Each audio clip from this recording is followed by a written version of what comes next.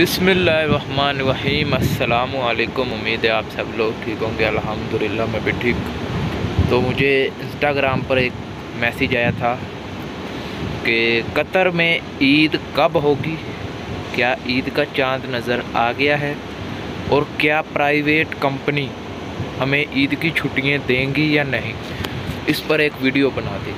तो मैंने सोचा, अभी मैं ड्यूटी से आया हूँ, सीधा ऊपर आ गया टेरेस पर। देख ले, बहुत ठंडी हवा चल रही है, वो हाईवे और ये अबू नकला में मेरा कैंप है।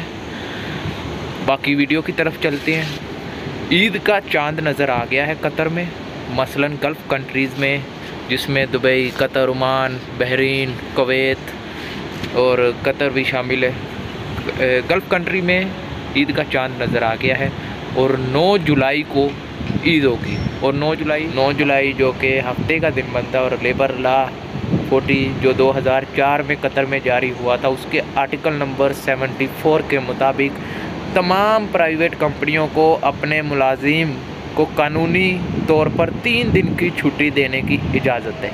और इसके बाद दुबई की छुट्टी की बात करते हैं। दुबई में तो हर ईद पर 7 तारीख से लेकर 12 तारीख तक आपको छुट्टी होगी। मसलन 7 जुलाई से 12 जुलाई तक आपको दुबई में छुट्टी है। कम से कम 7-8 छुट्टी होगी आपको। बाकी सऊदी, ओमान, बाकी गल्फ़ कंट्रीज़ के बारे में मुझे नहीं मालूम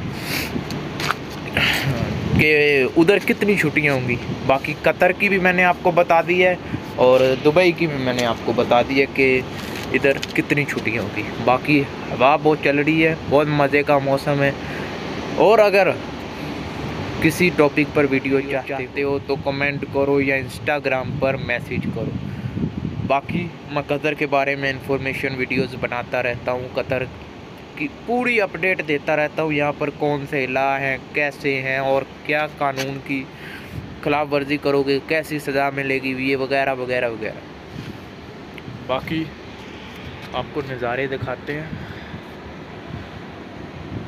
ये है कैंप हमारा नहीं, अबू नकला में कैंप है। बाकी मौसम बहुत खूबसूरत है। चांद नहीं नज़र आ रहा, बाकी चांद ईद का चांद तो नज़र आ गया है।